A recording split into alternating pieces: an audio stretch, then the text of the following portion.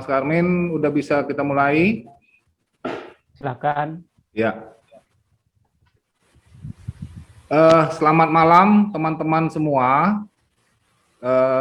Malam ini kita mengadakan semacam sharing session ya, terkait berita hoax. Hoax itu berbahaya atau tidaknya, kemudian hoax itu bagaimana kita menyikapinya untuk lebih memperdalam pengetahuan kita mengenai berita-berita hoax yang beredar secara dahsyat saat ini di media.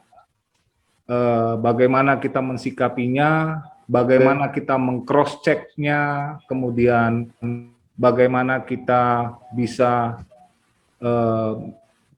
memilah-milah apakah berita ini layak dipercaya atau berita ini berasal dari informasi sumber-sumber informasi yang bisa ataupun layak kita percaya.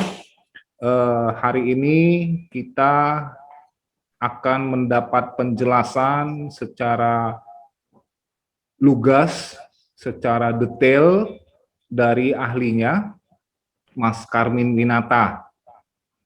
Mas Karmin Winata, terima kasih. Selamat datang di sharing session kami. Kami alumni SMA Negeri 5 Medan, angkatan alumni tahun 1994, Mas.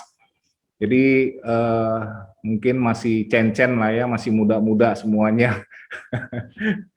Muda dari sisi semangat, tapi dari sisi usia sudah jelita saat ini, jelang 50 tahun. Sekilas teman-teman, terima kasih juga saya ucapkan teman-teman dari Blogger Detik. Di sini ada teman-teman kita juga ya. Saya coba panggil satu persatu, saya sebutkan namanya. Di sini ada, sorry, ini sebentar ya. Ini ada Bang Tengku Muda, kemudian ada Kak Era NP, dan satu lagi ya Bang Karmin sendiri. Terus ada juga teman kita dari Medan, Bang Arlen Siregar. Selamat datang di acara Kombur IK 594. Ini sebenarnya Kombur itu awalnya kami ini hanya hahaha, hanya bersilaturahmi, hanya melakukan Zoom meeting untuk melepas kerinduan karena sudah lama tidak bisa berjumpa di masa pandemi. Kami bentuklah suatu ide, ayo udah kita Zoom aja untuk sementara. Nah, kita Zoom itu loh, kenapa nggak ada ini ya, kenapa nggak ada juntrungannya, kenapa nggak ada yang hanya sekedar apa kabar, bagaimana inimu, bagaimana kesehatan, tapi kami mau bikin lebih bermanfaat lagi. Nah, akhirnya kita coba, ya udah kita berbagai profesi, kita coba melakukan sharing session. Oke, ada yang berbasis dia basicnya orang hukum, dia sharing mengenai hukum, kemudian ada orang IT, kemudian ada orang communication, ada orang yang punya basic di oil and gas, kemudian di transportation, di helikopter, macam-macam. Nah, bisa nanti dilihat di YouTube channel kami, teman-teman dari Blogger Detik. Itu ada IK 594 Medan channel, itu channel kami yang sengaja kami rekam, kami dokumentasikan setiap kali acara tersebut agar nanti bisa jadi bisa abadi. Mungkin nanti sampai tua selama YouTube ada, ya itu video itu tetap ada. Dan ini juga kami akan rekam dan nanti akan kami publish juga ya Mas Karmin ke dalam channel kami. Ya. Mohon izinnya.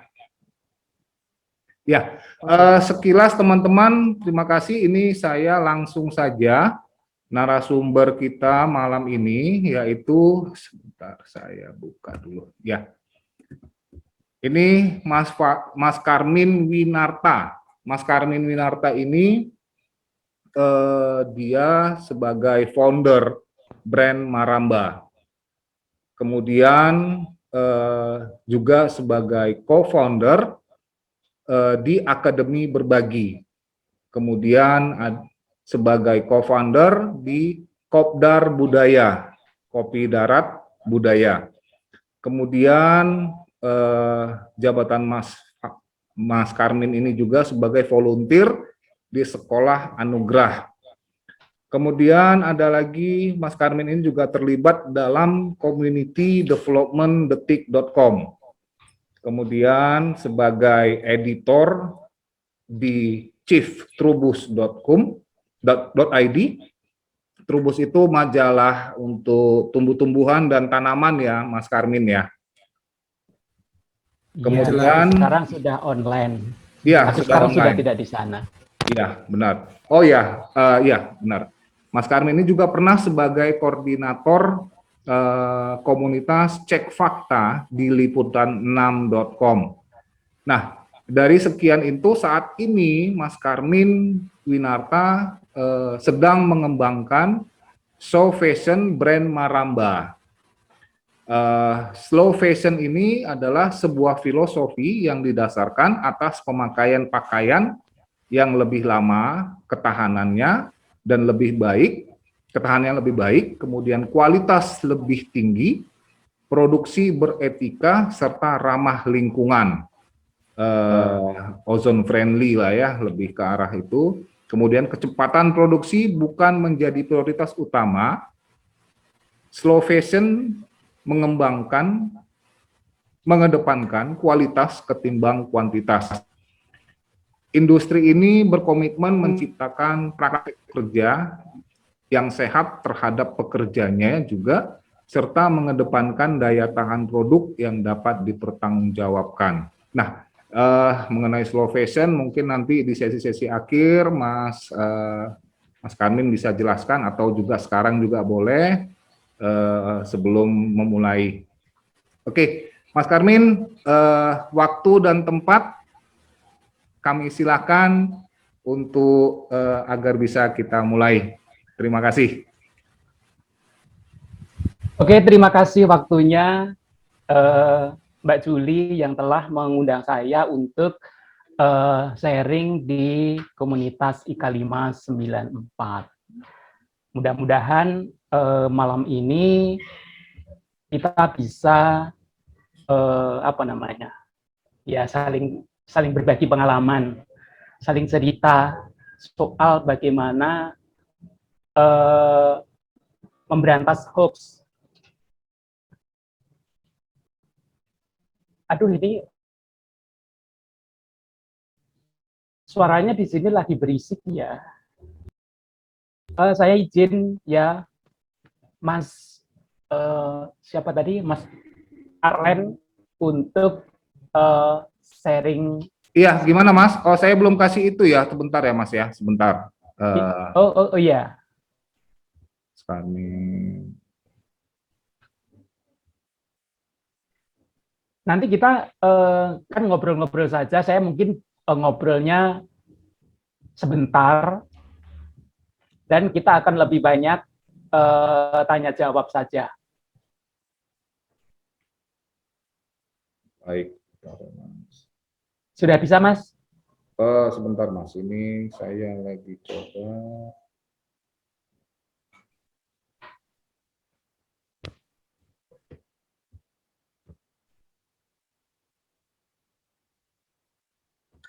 Silakan Mas. Oke.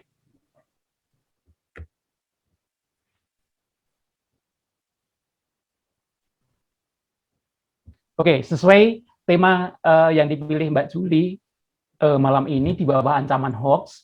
Jadi memang saat ini mungkin kita semua sudah menyadari ya bahwa hoax itu setiap hari mampir di gadget kita, di sosmed kita. Dan sampai sekarang ini levelnya sudah sangat mengkhawatirkan. Kenapa di Indonesia begitu banyak hoax? Itu sebenarnya adalah karena literasi digital kita yang masih rendah. Langsung saja ya, Mas.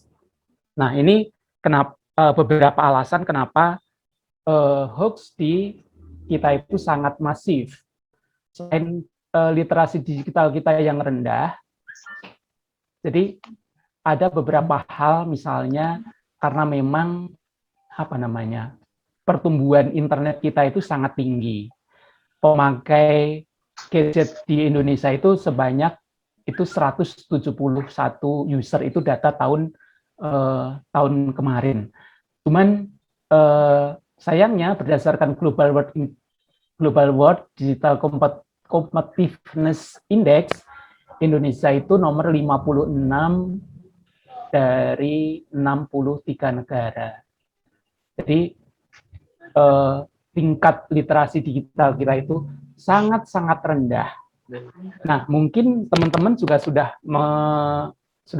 menyadari ya, atau memahami kenapa literasi digital kita sangat rendah.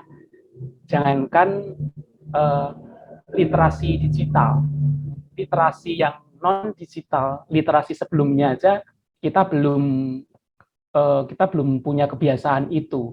Misalnya tingkat baca kita itu kan sangat rendah.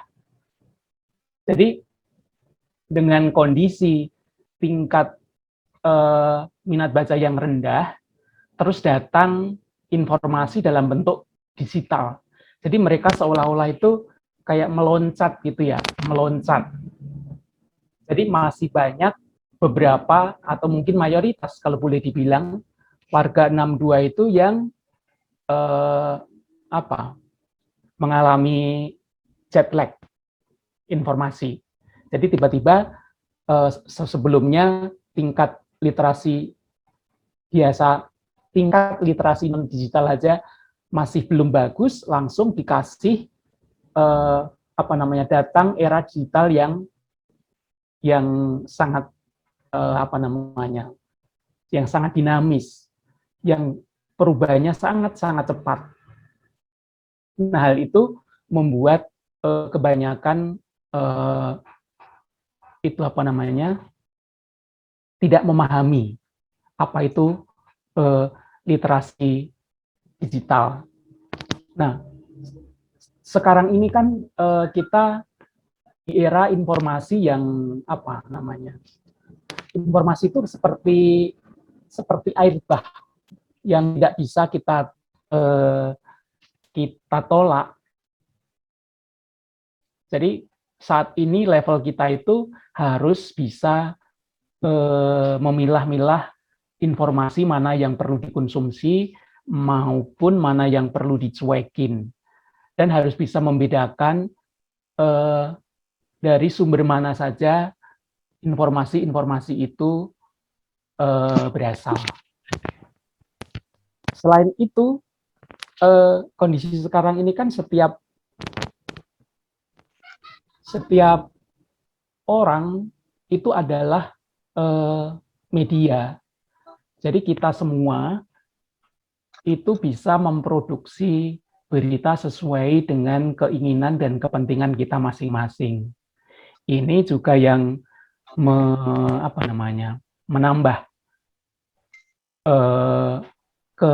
kebingungan sebagian warga 62 yang jet lag tadi ya. Jadi mereka tidak bisa atau kurang bisa membedakan mana informasi yang valid maupun informasi yang tidak valid. Kalau teman-teman pernah nonton film pendek dari Jogja yang judulnya Tilik, nah itu sangat mewakili sebagian warga 62. Selain itu, saat ini jumlah media online itu sangat banyak. Ada sekitar 43 ribuan berdasarkan itu data tahun lalu, dan yang kredibel itu hanya sekitar 168.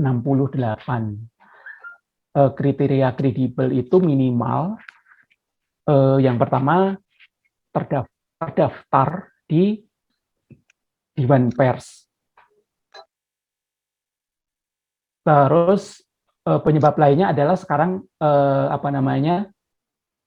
era post-truth.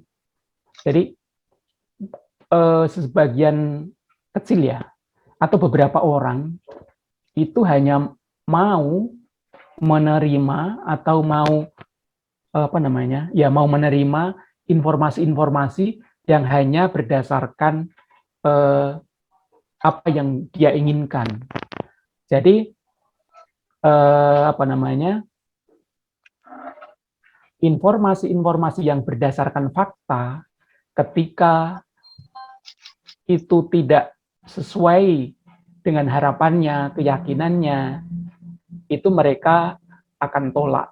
Nah, ini juga salah satu mengapa hoax sangat subur di Indonesia. Celakanya banyak orang-orang yang mestinya lebih literate, lebih lebih terpelajar, lebih profesional, bisa memilih atau memilah mana berita fakta, mana berita hoax. Cuman sayangnya ada banyak juga yang masih termakan hoax. Nah, mungkin teman-teman punya pengalaman mungkin di grup WhatsApp, di Facebook, yang masih menemukan banyak orang yang sharing berita atau informasi tertentu tanpa menyaring lebih dahulu. Sampai di sini mungkin ada pertanyaan dulu sebelum dilanjutkan. Mbak Lucia Dayu mungkin. Ada, Mas. Silakan.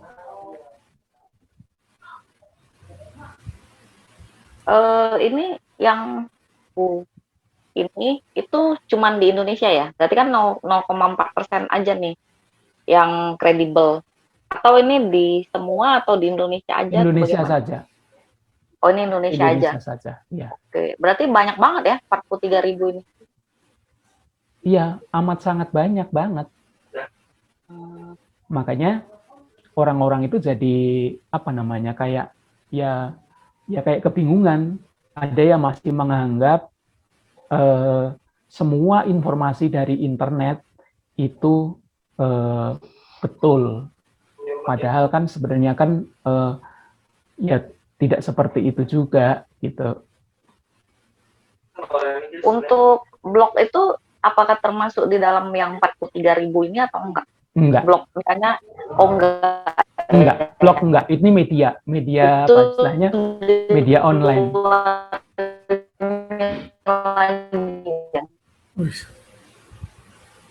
Media saja, bukan media online ya?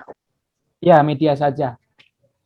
Termasuk media yang tidak jelas, yang tidak ada alamatnya, tidak ada susunan redaksinya, tidak berita-beritanya tidak memenuhi kaidah jurnalistik demi page view dan seterusnya, demi kepentingan mereka. Kira-kira seperti itu. Oke, kalau tidak ada lanjut ya. Mas, selamat malam Mas Karmen. Malam ya Mas. Halo Mas, ini Masku, ini Mas Karmen. Udah lama kita nggak ngobrol ya. Oh iya. Oke Mas, cuman mau menyapa aja, lanjut aja. Nanti aku ada pertanyaan juga sih. Tapi lanjut dulu deh. Baiklah. Ya. Oke, lanjut ya. Nah, ini teorinya ya. Itu jenis-jenis hoax itu ada banyak sekali. Termasuk ada satir, ada misleading content, ada imposter content atau tiruan, ada konten palsu, ada konten salah, ada konteks yang salah, dan ada yang benar-benar konten yang dimanipulasi. Ini sebenarnya sudah ada di apa namanya, di googling. Jadi tinggal teman-teman tinggal nyari aja yang satire itu seperti apa, yang misleading itu seperti apa, dan seterusnya. Intinya semuanya mereka itu apa namanya, menginformasikan sesuatu yang tidak sesuai fakta. Kira-kira seperti itu. Nah, ini hoax itu sangat berbahaya karena mereka dapat mengubah persepsi, mendrive orang untuk melakukan sesuatu, dan yang paling parah bisa apa namanya, menyebabkan perang antar dua ini ya. Itu kan ada banyak contoh-contoh hoax, korban hoax yang terjadi di Indonesia saja banyak. Yang terbaru itu ini. Nah, ini yang terjadi di Aceh ini hari kemarin ya. Ini hari kemarin itu tenaga kesehatan di PD itu mereka menolak divaksin karena mereka mendapatkan informasi palsu dari sumber-sumber yang tidak kredibel atau tidak bisa dipercaya. Ada contoh lain, ini sama dalam kasus vaksinasi. Jadi di Sabu, sekelompok orang di sana itu lari ke hutan, takut divaksinasi karena mereka mendapatkan kabar dusta atau hoax. Dan ini beneran kan, maksudnya hari ini masih ada berita-berita yang apa namanya, ada yang percaya, masih ada yang percaya hoax karena tidak bisa membedakan, atau ya karena mereka tingkat literasi digitalnya masih kurang. Ini juga contoh yang paling tragis mungkin ya. Jadi karena hoax, nyawa taruhannya. Dan banyak korban-korban hoax itu tidak hanya terjadi di Indonesia, tapi juga di negara-negara lain. Dan hoax itu adalah apa namanya, masalah global. Semua orang, semua negara itu punya masalah ini, sehingga banyak gerakan-gerakan dari lembaga-lembaga, komunitas-komunitas maupun media yang mengajak masyarakat bersama-sama memerangi hoax.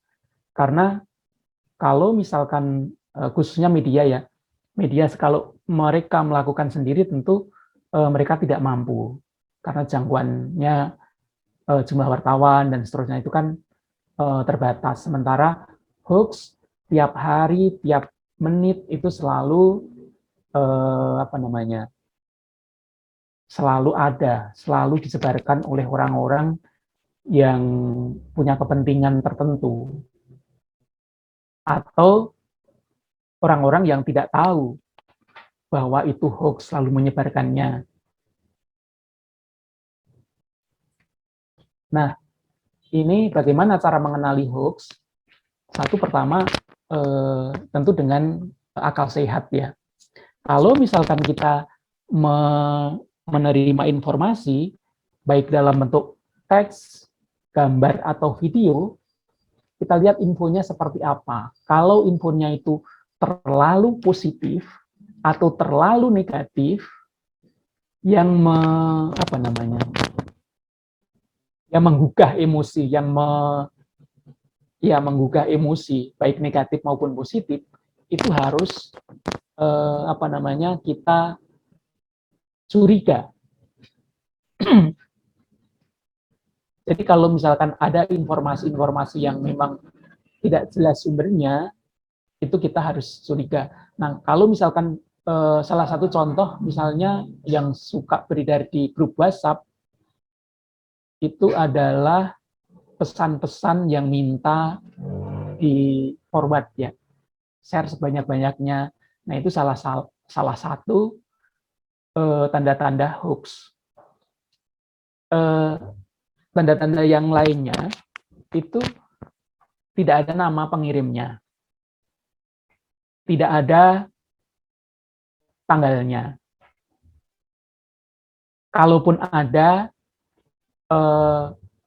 kita mesti harus cek ulang lewat mesin pencari misalnya. Dan yang ciri-ciri yang lain adalah mereka menjanjikan sesuatu, entah itu uang, giveaway, atau sekedar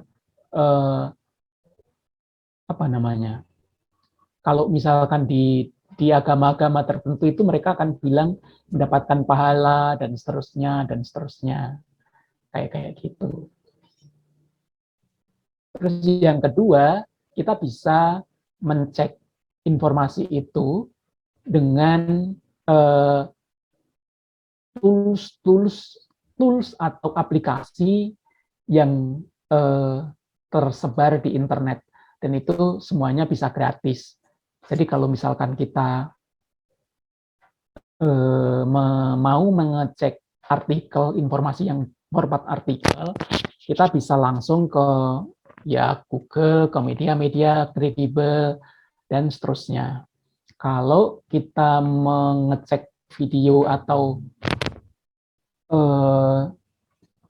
foto atau video, kita bisa melakukan dengan aplikasi-aplikasi, misalnya ini image search di Google, ada Hoaxbuster Tools itu kalau nggak salah punya Kominfo, ada Yandex, ada foto forensik, ada macam-macam. Dan itu semuanya gratis. Oke, lanjut. Dan ini sebenarnya gampang ya, maksudnya tools ini cara menggunakannya sangat gampang. Jadi kita tidak perlu tidak ribet. Semuanya sangat friendly, user friendly. Jadi sebagai sebagai warga yang bukan kebanyakan, warga 62 kebanyakan, warga yang sudah melek digital literasi, kita mesti lebih hati-hati, tidak sembarang share, tidak sembarang forward tanpa mengecek terlebih dahulu. Oke, lanjut saja. Ini bagaimana tips untuk mencegah hoax. Yang pertama adalah belajar soal literasi digital. Nah, kalau kita sudah memahami apa itu literasi digital, kita akan bisa terbebas dari hoax yang beredar selama ini. Dan kemungkinan besar ketika hoax tidak orang-orang sudah sadar, orang-orang sudah paham, mereka mungkin akan berhenti menyebarkan hoax. Soal literasi digital ini ada 9 item yang perlu dikuasai agar kita bisa memaksimalkan manfaat internet untuk kepentingan yang kita tuju. Nih, ada 9 poin yang nanti teman-teman bisa searching di Google. Ini aku bacakan ya, ada untuk bisa menguasai atau paham literasi digital, kita harus punya skill. Salah satunya adalah social networking, bagaimana berjejaring di dunia maya dengan teman, dengan komunitas, dengan profesional, dengan semua orang-orang yang ingin kita ajak berjejaring atau berteman. Yang kedua adalah transliterasi. Transliterasi ini kayak kita harus mampu memakai atau menggunakan semua tools yang disediakan atau yang ada di internet untuk mencapai tujuan kita. Nah, kalau sekarang ini kan ada banyak tools yang populer, mulai misalkan ya Twitter, Instagram, ada YouTube, ada sekarang ada Clubhouse. Nah, kita harus bisa menggunakan, kita harus memahami masing-masing karakter aplikasi itu seperti apa sehingga kita bisa memaksimalkan aplikasi tersebut. Dan seterusnya, ini ada 9 ya. Masih mau dengerin ya? Ada 9. Mau. Lanjut, Mas. Yang ketiga itu maintaining privacy. Jadi masih banyak orang yang tidak mempedulikan data-data yang pribadi yang dimiliki. Kita, termasuk aku juga kan, kalau misalkan kita download aplikasi, kita dengan sukarela akan menyerahkan data-data pribadi kita ke mereka. Nah, celakanya banyak orang atau para pencoleng di internet yang memanfaatkan kelemahan kebaikan orang Indonesia ya, yang senang sekali mengobral data privasi, itu memanfaatkan mereka dengan menyebarkan kuis lah, apalah, yang tujuan mereka adalah mengambil data dari kita. Dan itu masih banyak yang tidak paham. Misalnya dalam kasus kemarin itu kan, misalnya ada pembagian kuota internet untuk mahasiswa, untuk anak, itu banyak sekali URL atau website yang mendompleng untuk mencari data, termasuk prakerja, kartu prakerja itu kemarin itu ada minimal ada 4 alamat palsu yang mengumpulkan data. Nah, sekarang ini kan data itu kan sangat penting. Semakin detail data yang kita berikan, otomatis itu sangat nilainya lebih tinggi. Kira-kira seperti itu. Dan yang lain-lainnya adalah ya kita harus sering-sering share berita yang berdasarkan fakta, baik dari sumber-sumber dari media atau dari yang lain, maupun dari konten-konten yang kita create sendiri. Kira-kira seperti itu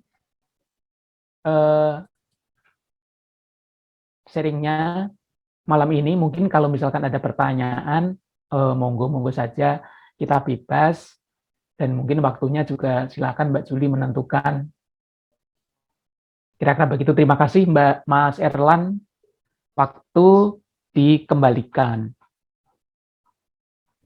Ya, terima kasih Mas Karmin, penjelasan yang cukup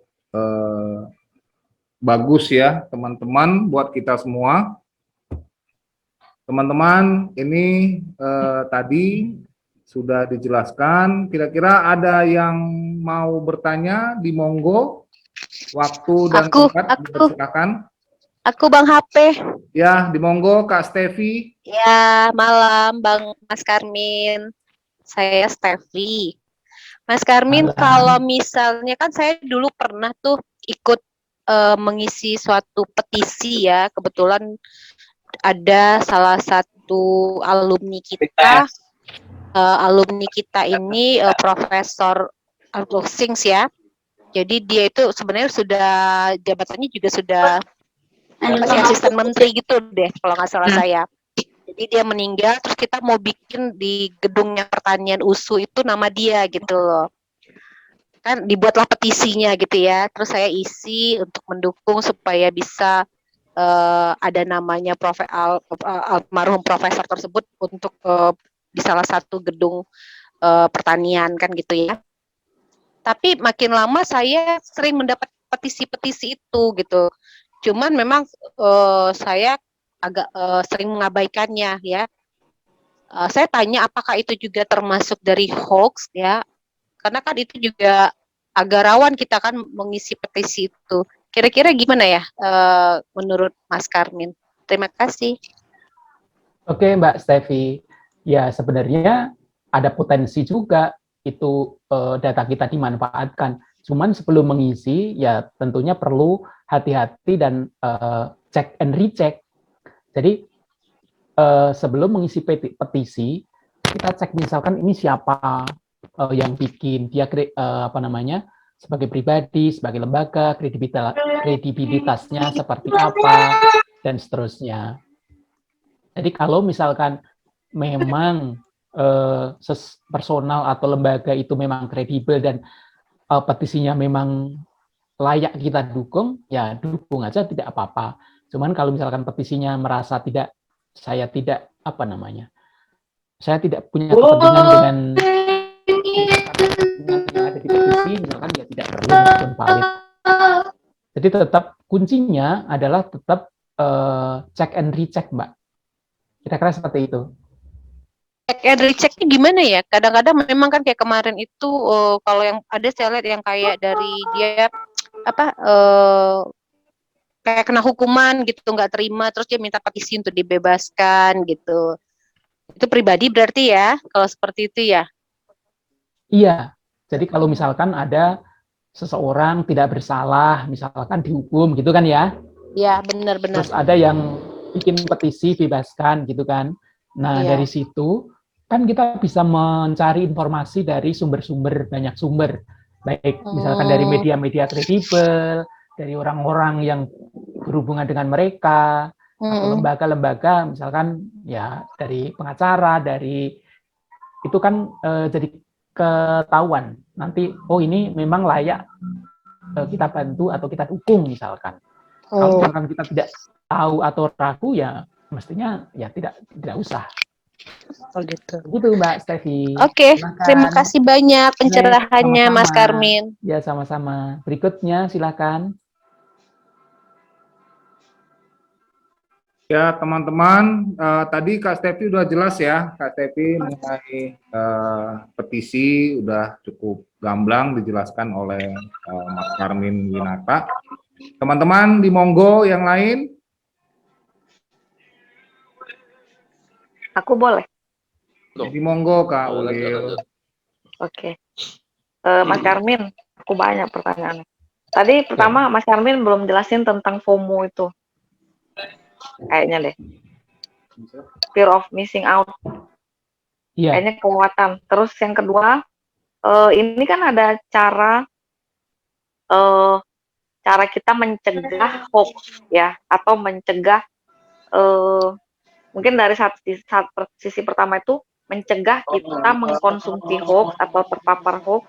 Yang kedua mencegah kita share berita hoax. Nah, salah satunya adalah edukasi dari literasi digital.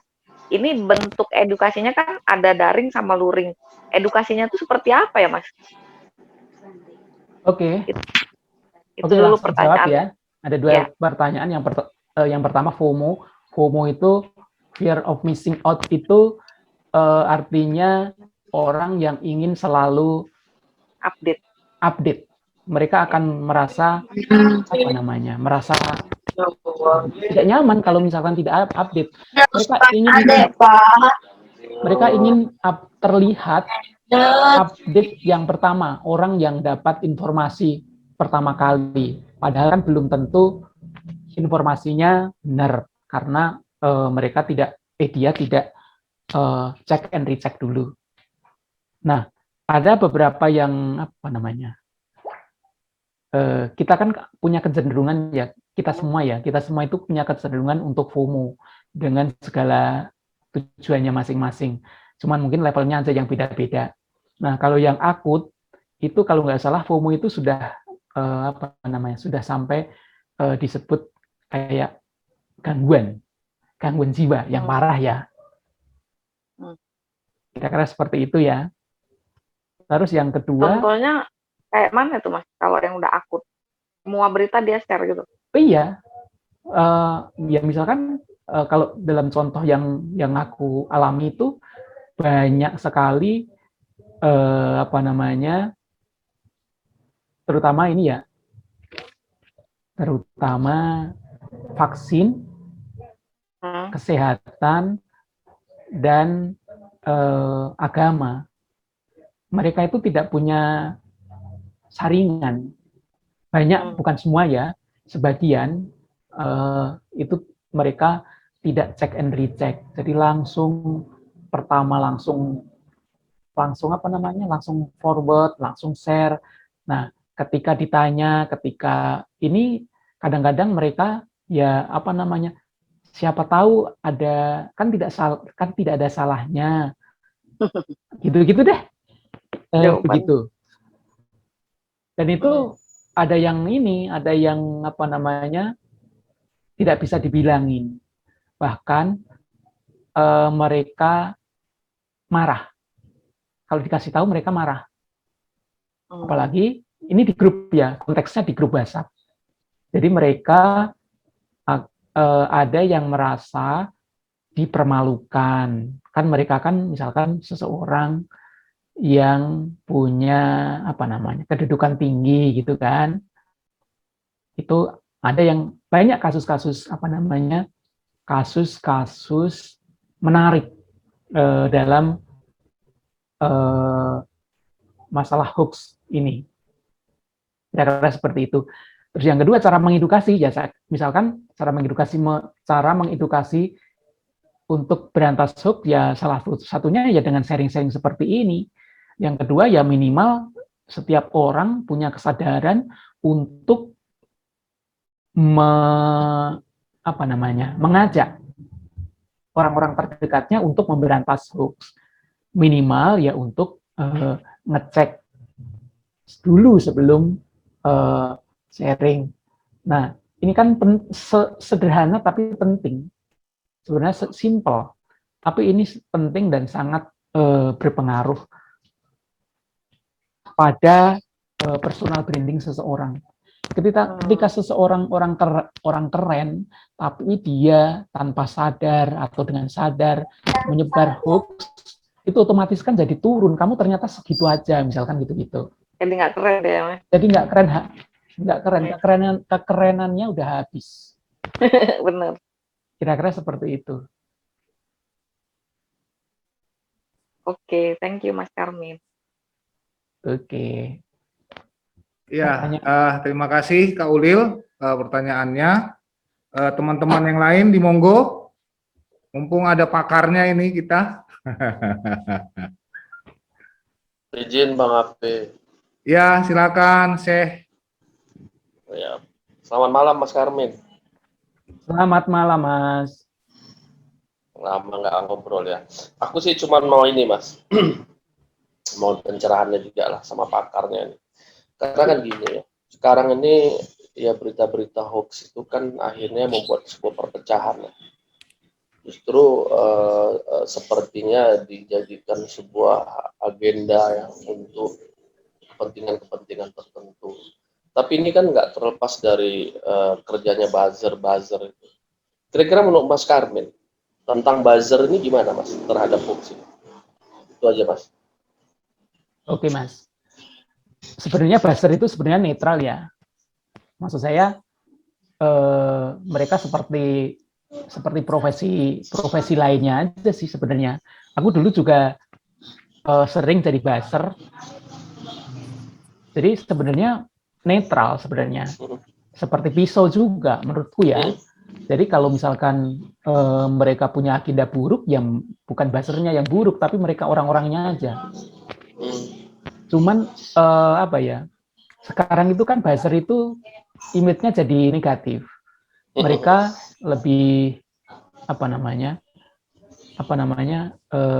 kayak istilah itu kayak berubah gitu loh, jadi key opinion leader, aja influencer kayak gitu. Tapi pada dasarnya ya mirip-mirip sih, tidak sama tapi mirip-mirip juga istilah itu. Nah kalau yang punya agenda-agenda itu agenda-agenda jahat, tujuannya jelek, ya saya kira ya nggak boleh sih sebenarnya. Maksudnya tidak boleh. Kira-kira begitu Mas. Oke, maksudnya gini loh Mas. Saya pengen tahu juga ini menurut Mas Karmen yang dikatakan buzzer itu gimana? Artinya gini, kan ada ya di media sosial itu kita lihat kadang-kadang ada bahasa-bahasa, wah ini pasti buzzer gitu kan. Di saat seolah-olah ini buzzer itu cuman miliknya kelompok tertentu saja. Sementara di kelompok yang lainnya, ya ada juga yang menebarkan hal-hal yang kita katakan kontra dari apa yang dia katakan itu, kerjaan buzzer misalkan. Apakah mereka juga nggak dikatakan buzzer? Artinya kan buzzer perang dengan buzzer juga gitu. Kayak mana kira-kira itu Mas? Iya benar. Jadi kalau sekarang ini buzzer itu kan konotasinya politik ya, padahal sebenarnya enggak juga. Dulu para brand, para apapun itu kalau pengen promosinya didengar lebih banyak orang, lebih menjangkau banyak khalayak, itu mereka bisa memakai buzzer, influencer, atau KOL, Key Opinion Leader. Nah, kalau kembali lagi, menurut saya ya kalau buzzer mereka bermaksud jahat, menjatuhkan orang, menjatuhkan brand, ya sebenarnya nggak boleh. Itu kan apa ya? Nanti kena UU ITE. Begitu Mas. Oke.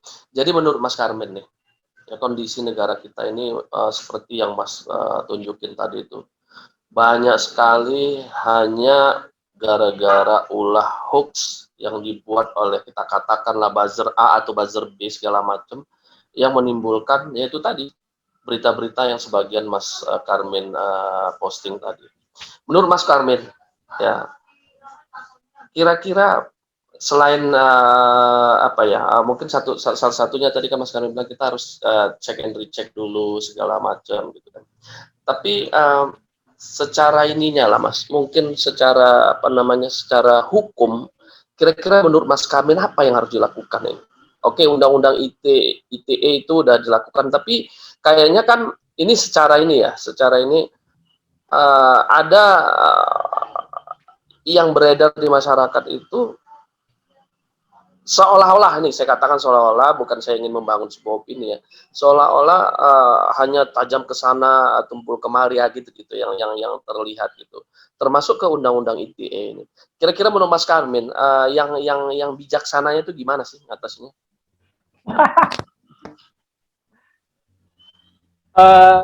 Saya tidak tahu Mas, maksudnya ya. Untuk urusan itu kan bukan di ranah saya ya, saya tidak tahu. Iya. Kalaupun tahu itu kan untuk untuk personal saja, bukan untuk publik. Oke, sip. Begitu, Mas. Iya, ya, keren. Oke lah, Mas. Ini kan cuman sharing-sharing aja ya kan. Ya. Nggak ada maksud yang lain-lain. Oke, Oke. lanjut Mas Karmen. Mas Ya. Karmin, izin ya, mungkin menambahkan sedikit.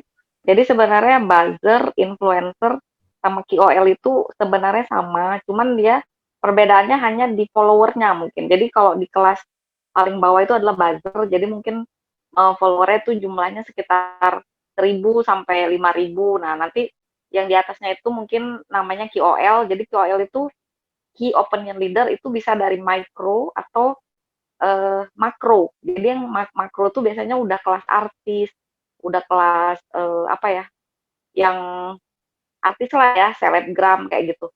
Tapi kalau yang mikro itu mungkin bisa dari ibu rumah tangga atau orang biasa yang memang mereka mempunyai konten menarik di sosial medianya masing-masing. Kemudian kalau endorser itu hampir mirip juga sama KOL, cuman dia istilahnya aja beda begitu. Jadi kalau endorser itu biasanya mereka juga sama, apakah itu mereka dibayar dengan bentuk barang atau bentuk uang. Itu sebenarnya intinya semuanya sama, mereka adalah orang-orang yang mempromosikan sesuatu, sebuah produk di dalam konten sosial media mereka yang sudah bekerja sama dengan satu brand, kayak gitu sih kira-kira. Jadi terserah dia mau menjadi seorang buzzer atau KOL dari sebuah produk yang positif atau produk yang negatif, itu tergantung kembali masing-masing ke orangnya masing-masing gitu sih kira-kira. Ya, kira-kira seperti itu. Sejak ada sejak ada pilpres mungkin ya Basri, itu jadi ininya negatif. Padahal sebenarnya ya netral-netral aja. Oke, tidak ada pertanyaan lagi. Ya, teman-teman di Monggo, terima kasih Bang Sani. Ini cukup mendapat masukan juga kita ya dari pertanyaan Bang Sani. Ada teman lagi yang mau bertanya? Bang Domen mungkin mau bertanya? Ya, itu Lawi yang tadi yang aku share tadi. Oke, sebentar ya. Saya buka dulu filenya.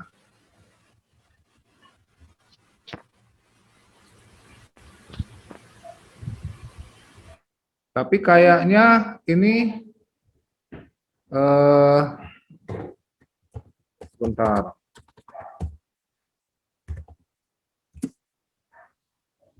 Nggak bisa ya? Filenya nggak bisa dibuka Filenya nggak bisa dibuka ini. Nggak bisa dibuka ya? Bentar. Ini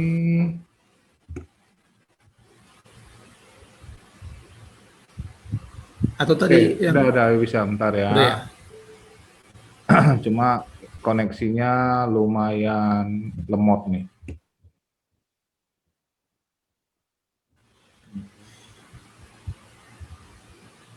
Sebentar. Kuota sekolah online, sebentar. Iya, nggak bisa dibuka, Atau screenshotnya tadi itu Lawi bisa di itu enggak? Oh iya, bentar ya. Bentar ya Mas Karmin. Ya, silahkan Mas. Sebentar. Ini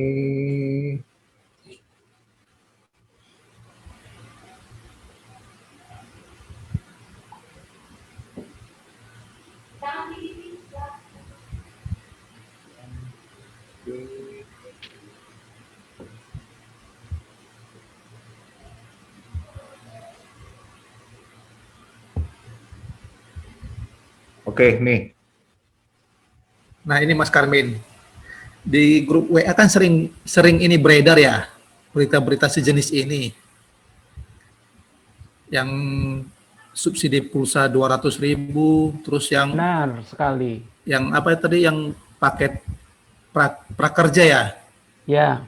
Nah, kadang kan ada begitu ini di-share kan langsung ada feedback dari teman-teman lainnya, ada yang menanggapi bahwa ini adalah hoax. Ada yang bilang ini benar. Nah, kebanyakan di grup WA itu cara membedakan ini hoax atau tidaknya itu dilihat dari alamat HTTP-nya ini. Sementara saya sebagai orang awam yang nggak tahu sama sekali bagaimana membedakan hoax dengan fake. Gimana nih Mas Karmen? Oke Mas, biasanya yang hoax itu linknya panjang dan tidak bisa dibaca. Orang-orang bilangnya itu linknya keriting. Itu satu. Yang kedua, itu kalau memang alamatnya dalam tanda kutip benar ya, wajar alamatnya benar, tidak keriting, kita bisa cek dengan nama domain. Kita cek domainnya, itu punya siapa. Alamatnya itu kalau nggak salah itu apa ya? My domain tool atau apa ya? Di situ Mas ada situ. Nah, ketika kita nanti klik di situ akan terlihat siapa pemiliknya, hostnya, nge-host servernya di mana, misalkan. Terus sudah berapa kali namanya diubah. Kira-kira seperti itu, Mas. Itu Mas ya. Ya. Dan kita harus juga tahu nama-nama domain, misalkan com itu artinya apa, ID apa, mail ID apa, misalkan kayak gitu juga mesti tahu. Go ID apa, gov apa, net, ada ID, ada co ID, ada ORG, ada banyak sekali. Nah itu minimal kita tahu. Jadi kalau melihat URL sekilas bisa, nah ini with my domain ya, kira-kira seperti itu, bisa dicek. Wah ini nama saya nih Mas. Begitu ya Mas, cara mengecek nama domain, jadi gampang. Mesti apa namanya? Mesti ada usaha dikit lah untuk mengecek kebenaran sebuah domain. Ya kadang di grup ini jadi ramai gitu, jadi ribut. Akhirnya ada yang keluar, ada yang ya macam-macam perilaku lah. Ya segitu aja Mas pertanyaannya. Oke Mas. Oke, terima kasih Bang Domen. Jadi kita memang harus cek and recheck ya, cek and recheck terhadap informasi yang masuk ke kita. Kadang juga ada trigger ya, kalau saya lihat ini dalam satu grup besar, dia ini memang sering forward sesuatu, atau bahkan dia juga sering menyebarkan berita-berita bohong, dan bahkan dia men-trigger bahwa ini benar nggak ya, ini benar nggak ya. Nah, hal-hal yang begitu itu pertanyaan yang kadang menggiring bahwa informasi itu adalah benar gitu loh. Nah, jadi orang juga melihat ini benar nggak ya? Apakah ini benar? Ini bagaimana menurut teman-teman? Nah, itu kadang bisa membuat satu keriuhan, bisa membuat satu perpecahan juga dalam satu grup ya. Karena saya ada grup juga di grup itu. Nah, itu hal-hal yang itu tuh kita harus coba cek lagi yang tadi itu di www.1.mydomain whois itu bisa kita cek. Itu domain itu tadi seperti kata Mas Karmin, ada domain dalam bentuk .co.id, itu biasanya co.id itu adalah domain perusahaan, ada yang .com itu global. Oh sorry, kalau .co.id itu perusahaan dan bisa 90% saya katakan itu adalah valid, Karena untuk mendapatkan domain.co.id itu harus melalui proses yang selektif, melalui Pandi juga, ada pengelola nama domain Indonesia, kemudian dari sisi providernya mereka harus minta NPWP, baru itu bisa mendapatkan domain.co.id, .id, kemudian .or.id, apalagi ya, pokoknya yang lebih ke ada ID-ID-nya itu harus ada izin minimal NPWP dari institusi, yayasan, atau perusahaan. Tapi kalau .com ini global .com dan .org ini global, tanpa NPWP pun bisa membuat domain tersebut. Nah, itu yang kalau .com ataupun apalagi ya, selain .id ada ID-nya, kita perlu ada usaha sedikit untuk, yang seperti kata Mas Karmin tadi, ada usaha untuk ngecek ini domain apa gitu. Nah, jika dia memang ada websitenya, kita coba lihat, nah ini dia kontennya apa-apa aja. Nah, dari situ tinggal keputusan dari kita percaya atau tidak terhadap informasi yang kita dapat. Jadi itu ya, Bang Domen, Lawe Domen, mungkin bisa masukkan juga dari Mas Karmin tadi, luar biasa pemaparannya. Teman-teman yang lain di monggo, di sini ada teman-teman blogger, mungkin bisa sumbang saran di monggo, sumbang pertanyaan di monggo juga. Aku. Ya, silakan. Mas Karmin. Ya, Mas Karmin kan koordinator komunitas di Cek Fakta Liputan 6 ya. Itu gimana sih cara kerjanya? Apakah memang dia khusus mengumpulkan data-data untuk ngecek fakta atau gimana gitu? Karena kan kalau kayak kata Bang HP tadi, di grup tuh ada yang suka nanya, ini benar nggak sih? Nah, kita nih di grup blogger juga gitu Bang HP. Kalau nanya tuh, Mas Karmin ini bener apa enggak? Jadi kita langsung ke orangnya. Enak, Mas kalau Karmin, ada orangnya enak. Ini ya, semuanya user biasa. Jadi iya. penggiringan opini. Jadi kebiasaannya kita tuh nanya begitu. Mas Karmin, ini bener apa enggak gitu. Nanti Mas Karmin langsung ngasih tuh itunya gitu. Gitu pertanyaan dari aku, Mas.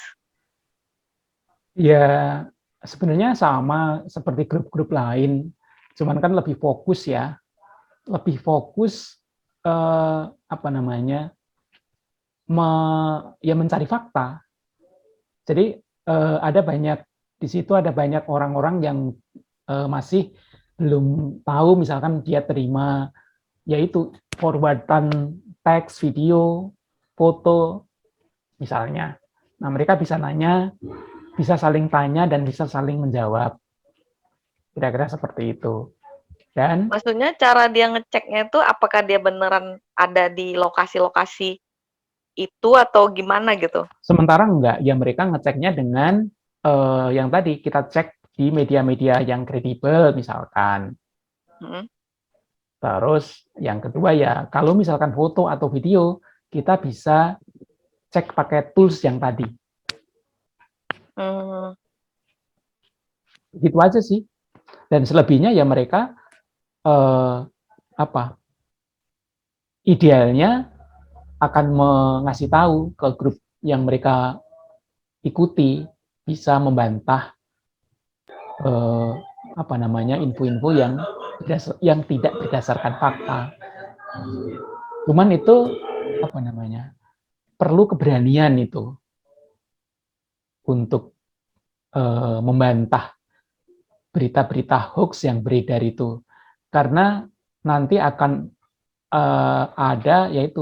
akan menimbulkan konflik anggota yang lain yang merasa lebih senior, misalkan merasa lebih profesional, merasa lebih yang lain.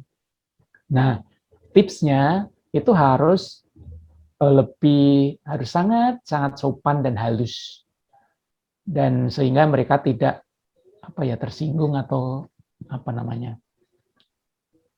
Itu di mana-mana seperti itu terjadi kasus di banyak grup, tidak hanya di Cek Fakta, kasus-kasus di grup-grup keluarga misalkan itu juga banyak yang mereka jadi lebih baik keluar misalkan karena merasa kayak tidak dihormati atau apa gitu. Saya juga pernah, kalau saya kan selalu mencoba untuk meyakinkan, mengajak mereka untuk lebih kritis gitu-gitu ya.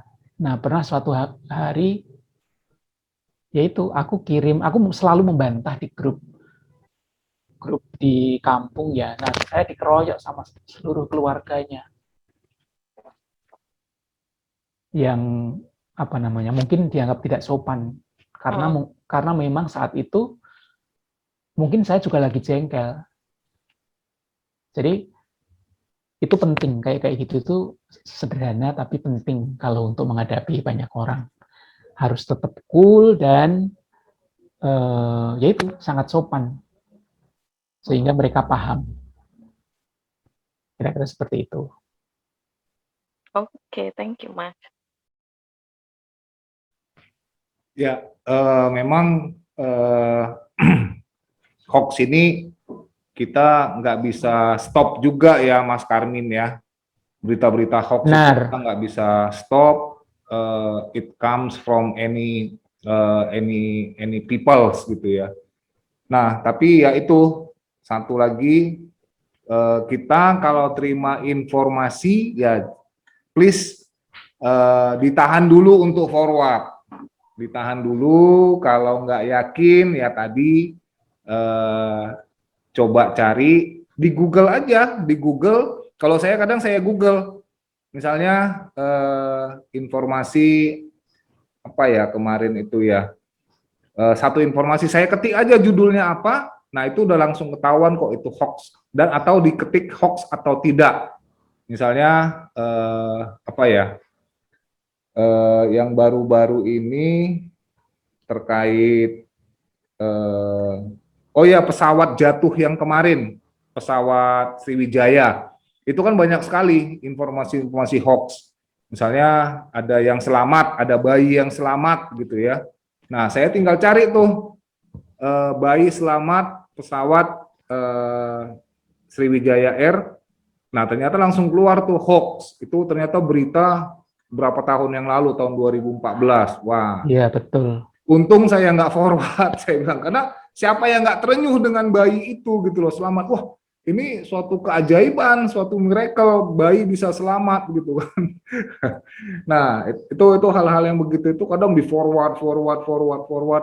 Wah, itu penggiringan hal-hal yang nggak bagus, yang kurang baik. Nah, itu kita harus ada firewall sendiri lah ya di dalam ini kita, di HP kita, supaya tidak menyebarkan informasi yang auto forward lah. Ada berita apa kita auto forward supaya dibilang kita itu update, bukan kudet gitu.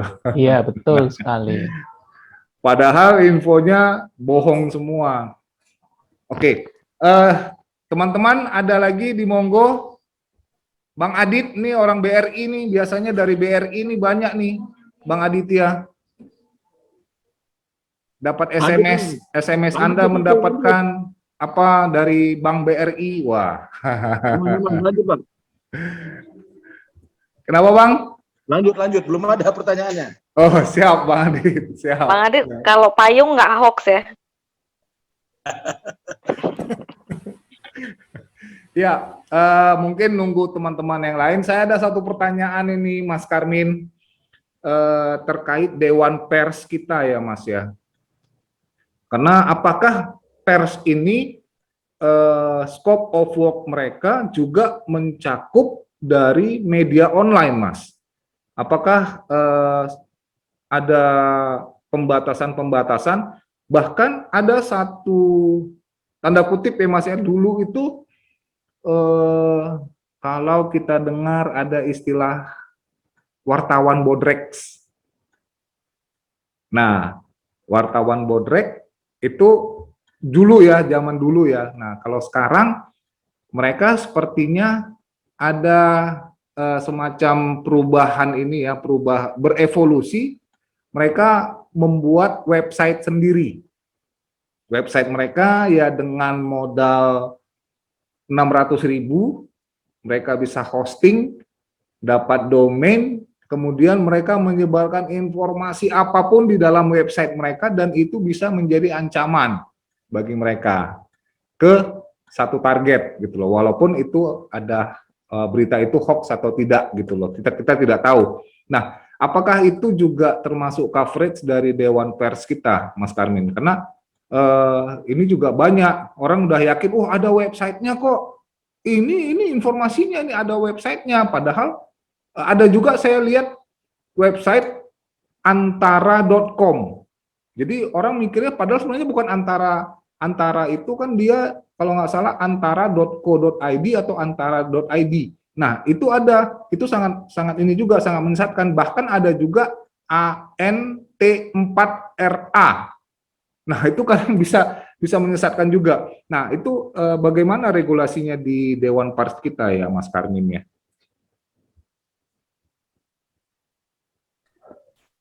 Selama ini yang terdaftar di Dewan Pers itu hanya 163, Mas.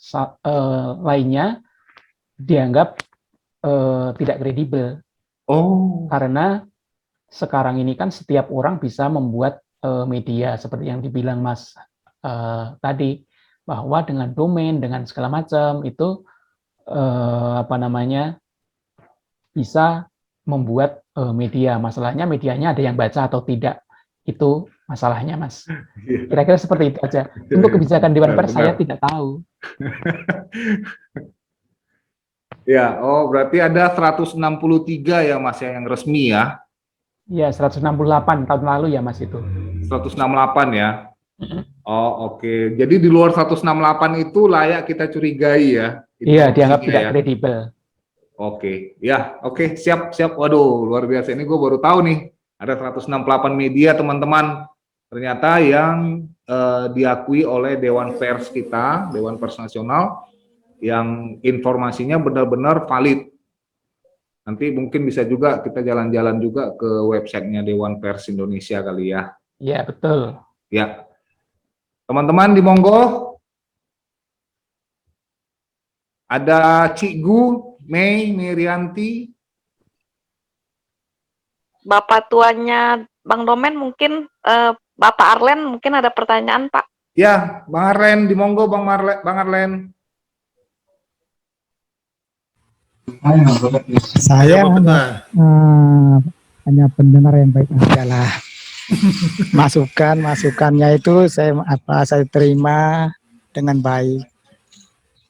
Itu aja, pendengar yang baik aja nih saya nih. Terima kasih. Siap Bang, siap.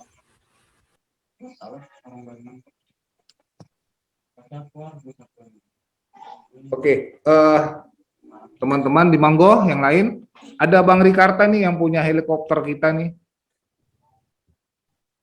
Helikopter juga bisa. Tadi Bang Noel kayaknya ngirim satu berita itu mengenai City. Kemarin. Hah? Kemarin ya, Noel ya? Iya. Oh iya, kemarin. Tapi itu di Facebook ada juga orang yang men-share. Oh iya? Nah, itu hoax apa enggak itu? Benar nggak itu dari Helicity itu, Bang Rikarta? Kayaknya tanyakan juga itu. Kayaknya sih yang pernah di-share waktu kita Zoom dulu. Oh gitu ya. Memang 8 juta kan tarifnya? Tarif untuk ini ya, rental itu ya. Iya, kan kata Bang Rik kemarin 8 juta. Iya. Hanya kaget aja itu Noel dapat dari mana gitu kan? Apa dia dapat dari Facebook? Atau dia sebagai ini kali, sebagai buzzer kali. Buzzer ya. Iya. Endorse. Di sini ada Kak Era. Halo Kak Era. Oh ya Mas Karmen, mau naik lo Mas Karmen. Kan ada istilah-istilah buzzer influencer ya. Itu sama nggak sih? Ya seperti yang dijelaskan sama Juli tadi ya. Jadi beda, mirip lah. Kalau buzzer mungkin seperti yang dijelaskan Juli tadi, mungkin jumlah followernya lebih rendah dibanding KOL misalkan, Key Opinion Leader misalkan. Influencer adalah orang-orang yang bisa mempengaruhi atau tokoh-tokoh yang mampu mendrive orang untuk melakukan sesuatu, pengikutnya yang paling banyak mungkin ya. Itu hanya istilah-istilah teknis saja sih, ya. Mas. Iya. Pada prinsipnya sama.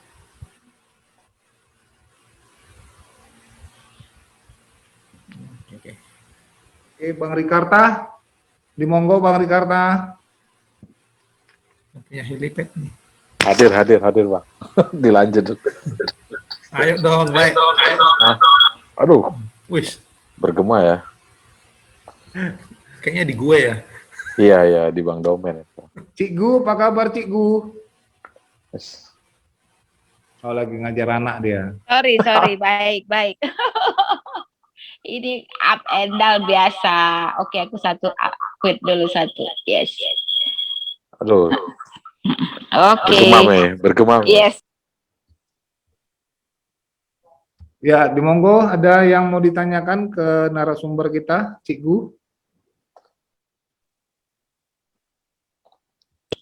Untuk sementara denger dulu, Bang. Denger dulu, Bang. Iya, siap. Ya, jadi teman-teman,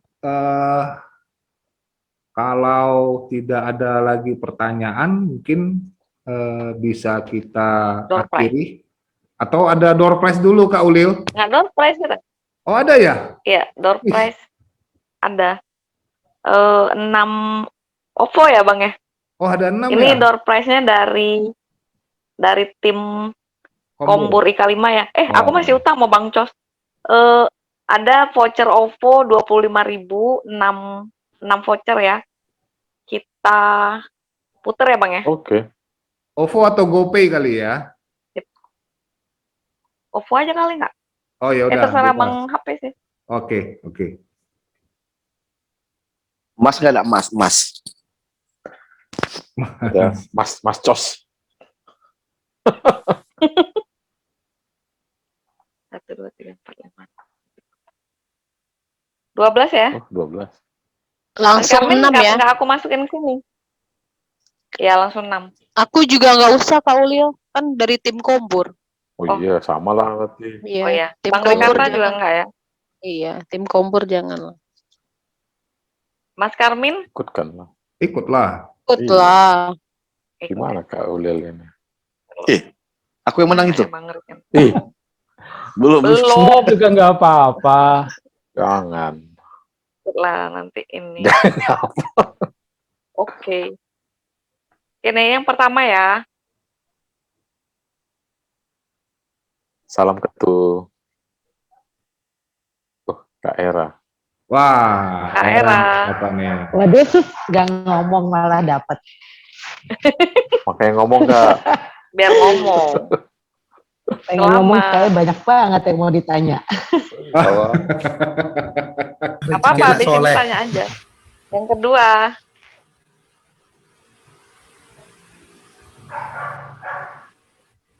Wih, kosinus. Bang Cos. Bang Kol. Please. Thank you. enggak. Yang Dapat kemarin dua. belum ya Bang? Nanti ingetin Sampai ya Bang. sejuta aja baru kirim Masih ada Kak, utang. sejuta. Seru ya. Gitu ya. Oke, yang ketiga ya.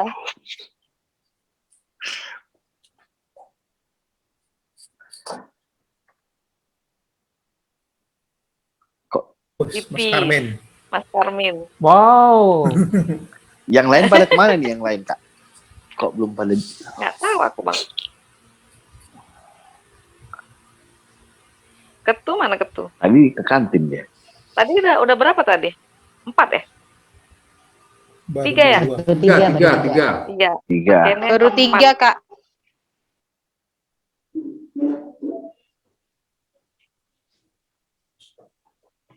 Wih, Bang Domen. Kayaknya. Oh iya, udah semua ya. Dapat ya. Kak Mei udah sih, aku udah masukin. Yang kelima 2 Kak. lagi ya. Yes. Oke.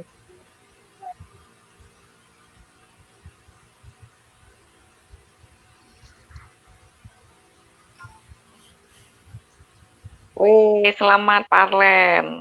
Wah, dapat juga Bapak Tua. Bapak tua ya. Bapak Tuaku. Satu lagi ya. Iya, iya, mantap.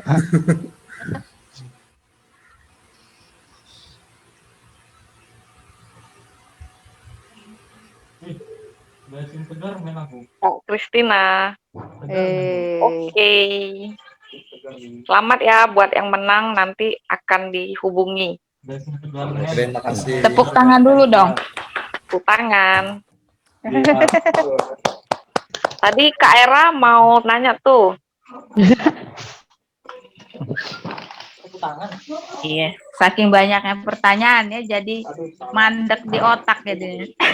Bikin sesi sendiri di warung kopi. Asik itu namanya. Takutnya kopinya habis gak jadi nanya.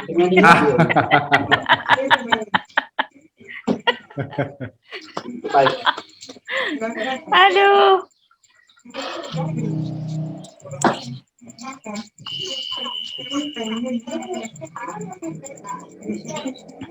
Nggak dapat terus. Udah aku penting lah. Jadi terkait hoax ini ya, sekarang memang lebih banyak ini ya. Kalau akhir-akhir ini mungkin sekitar 3-4 bulan belakangan ini saya sudah mulai sedikit sih mendapat info-info hoax gitu ya. Paling yang tadi yang Bang Domen kirim tadi itu, Bang Domen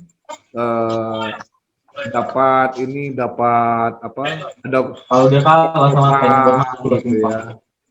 Nah itu juga bahaya sekali. Kita ada trade link yang kita masuk ke dalam ke dalam webnya, kemudian mereka bisa menggunakan komen apapun yang sebenarnya kita klik masuk itu, klik OK apa segala macam, kita nggak tahu bahwa itu adalah satu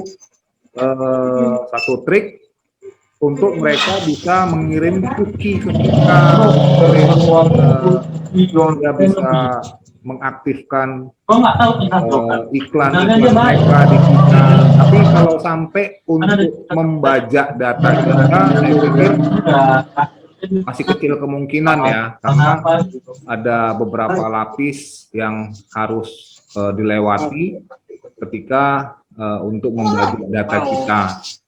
Nah, jadi itu perlu kita perhatikan, terutama belakangan ini yang rame adalah pembajakan WA ya, WA, kemudian Facebook.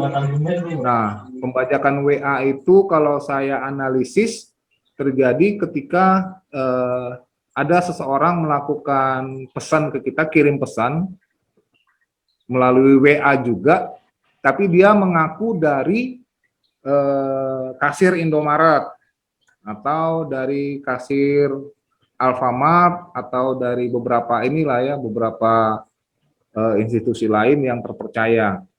Jadi ada salah kirim, ada salah ini, kirim struk, tolong ini melalui SMS saya kirim ininya, tolong di WA balik.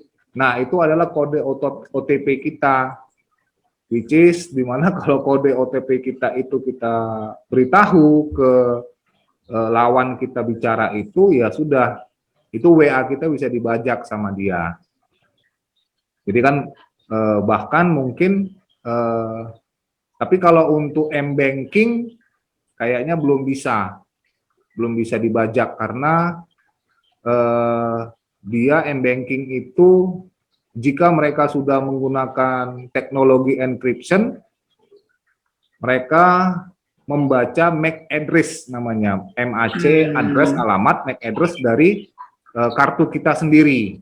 Nah, jika kartu itu tidak ada di dalam HP, di dalam device kita, itu tidak bisa dibaca oleh si ini ya si pembajak itu ataupun si aplikasi M-Banking. Nah, jika misalnya kita udah kirim kode OTP tanpa sengaja, nah analisis saya mereka belum bisa ngebajak M-Banking karena M-Banking itu tadi yang saya bilang dia membaca MAC address dari HP-nya, kemudian HP-nya connect ke si SIM card-nya. Jika tidak ada, itu tidak akan berhasil.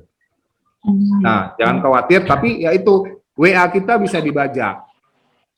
WA kita, kemudian Facebook kita, karena verifikasi 2 langkah itu melalui SMS salah satunya kode OTP.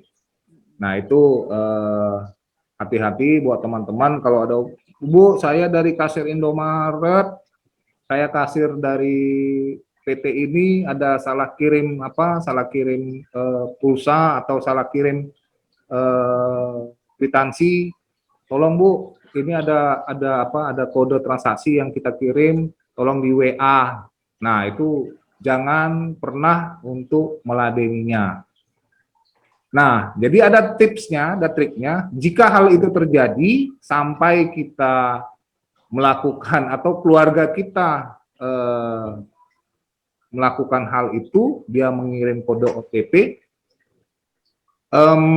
sebaiknya sarankan untuk uninstall uninstall WA-nya, kemudian diinstal ulang. Biasanya si WA ini akan menanyakan nomor HP kita. Nah, dari situ si WA akan melakukan konfirmasi, WhatsApp ini akan melakukan konfirmasi lagi melalui sending SMS, kirim SMS. Nah, dari situ kita bisa masukkan lagi, kita bisa dapat kembali dengan alamat email yang pertama dan nomor WA yang tercantum sebelumnya. Nah, itu bisa kita kembalikan lagi WhatsApp-nya. Jangan panik dulu. Nah, itu yang saya sudah terapkan. Kebetulan istri saya juga kemarin sempat seperti itu. Nah, saya melakukan uninstall WA-nya, kemudian install ulang. Nah, dia kan minta kode yang dia kirim, kode SMS. Nah, itu diinstal lagi. Nah, otomatis yang di ujung sana, si pembajak itu dia sudah tidak aktif lagi WA-nya. WA kita yang dia bajak. Seperti itu. Mungkin itu tips dan trik buat teman-teman ya. Sedikit aja. Thank you, Bang Arif. Karena duluan mempelajari. Duluan kena saya kayaknya. Oke, Kak Ulil, ada pantun yang bisa dibaca? Wih, Asik. mantap. Asik nih. Asik nih, asik nih hari ini pantun. Bang lagi ngungkas Lagi. semua di kepalanya. Asik. Kayaknya tadi udah ada contekannya tuh pantun. Ais, mana itu? Di monggo. Itu bukan. Apa ada pantun? Cikgu. Coba lah Monggo, Kak Ulil. Yes. Aduh. Jangan bilang gini, kaca merah di dinding, jangan marah, just kidding gitu, boleh.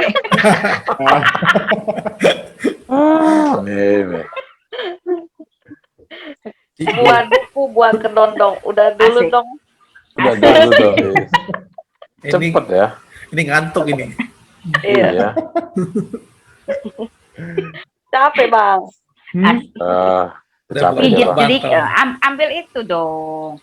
Apa minyak angin apa tuh? Putih. Urus sendiri ya. Minyak kayu putih cap ayam udah kubawa ini Kak Mei. Kalau di Jakarta kan gitu ya. Maksudnya ketika kita berangkat kerja itu pas pulang tuh capek banget gitu. Lebih capek dari kalau kita tinggal di Medan gitu kan, jauh banget soalnya tempat. Welcome to the jungle. Ya. Welcome back ya Bang ya. Kembali ke habitatnya. Ya, jadi ini aku ada mau pantun sedikit ya.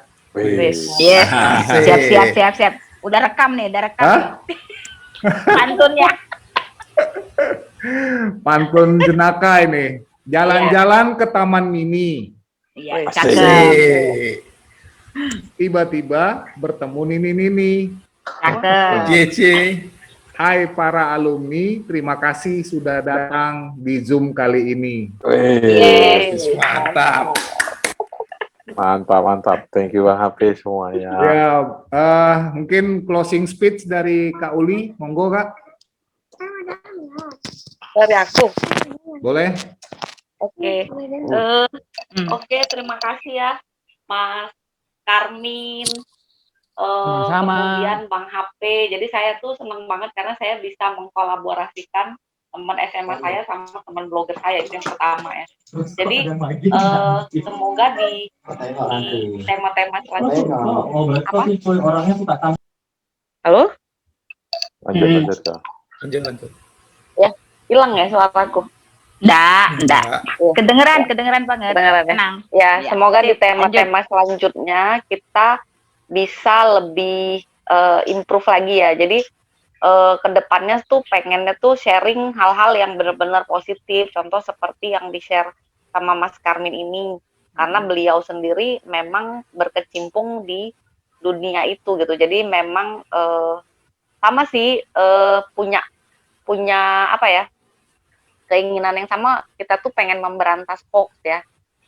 Jadi biasanya orang-orang yang senang untuk memberantas hoax itu biasanya orang-orang yang memang rajin untuk cek dan recheck gitu, dan nggak mau langsung percaya dengan sesuatu yang di-share sama temennya, baik itu di grup ataupun di media-media yang ada gitu. Jadi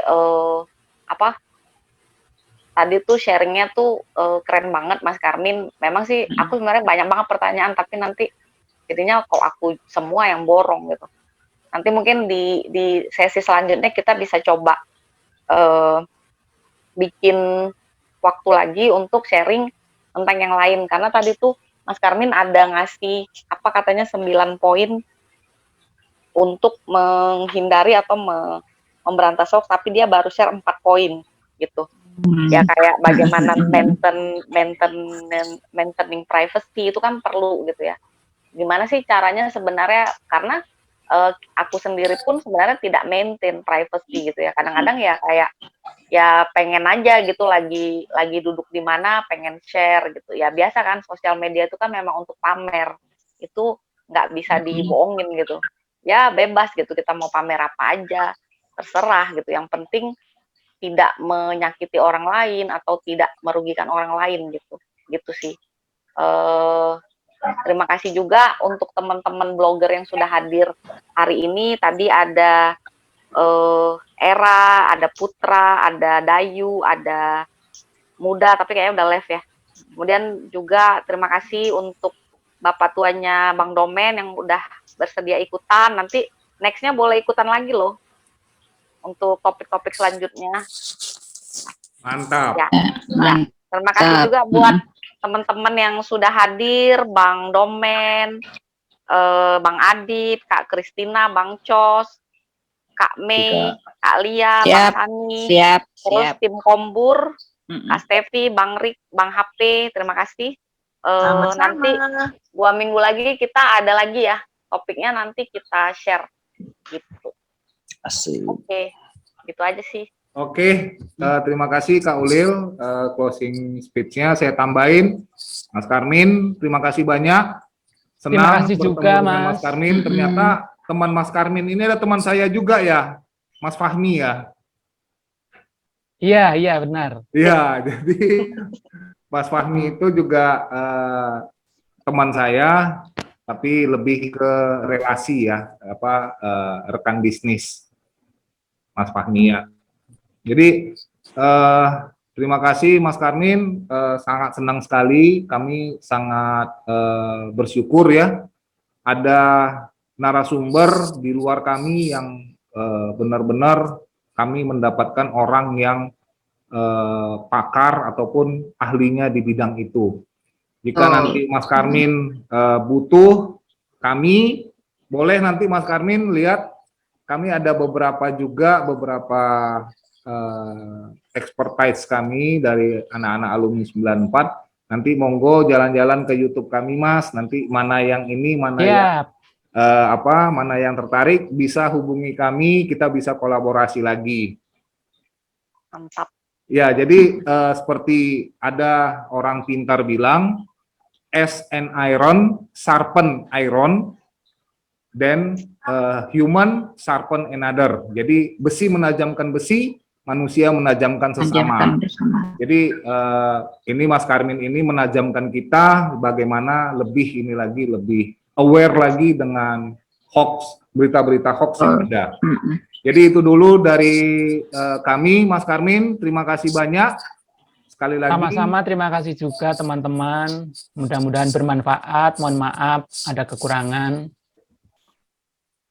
Ya, doa kami, Mas Karmin, semakin sukses di Amin. slow fashion-nya, semakin berkembang usahanya, semakin banyak memberikan masukan-masukan kepada teman-teman yang lain.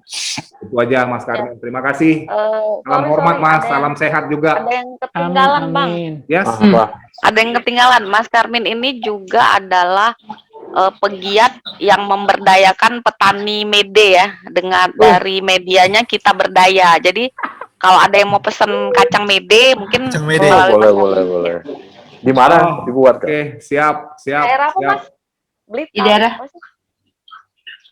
petaninya? Iya, di Wonogiri, Mbak. Sip. Oh ya, Mas, mumpung ini 5 menit kali 2 menit deh, 2 menit. Mas, itu slow fashion itu tadi saya sempat salah baca, saya pikir slow fashion. Ternyata slow fashion setelah saya baca, oh iya, itu adalah yang benar-benar slow fashion, bukan slow fashion. Iya. Jadi Mas Karmin ini punya brand namanya Maramba. Ya. Itu brandnya adalah kain-kain tenun yang berasal dari daerah apa Papua Mas? NTT. Oh, NTT. Dan itu benar-benar dibuat dengan tangan. Jadi kalau ada yang tertarik pengen beli, ya bisa mengunjungi IG-nya apa Mas? Maramba.id. .id ya. Oke. Siap. Foto-foto, Lawi. Ya. Bang Rik, gimana Bang Rik? Foto dulu Bang Rik. Oke, ayo. Sisi foto. Gak kelihatan ini, gak semua ini kita. Itu udah besar kali aku Bang. Ntar aku ini dulu ya. Belum. View-nya aku iniin. Oke, 12 ya. Oke, Bang Sani kayak gitu aja Bang Sani ya? Gondrong gitu? Oke, mana lagi? Itu aja lah. Ya udah. 1, 2, 3. Lagi.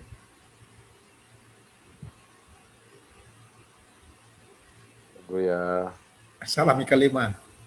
Siap. 1, 5, 2, 3.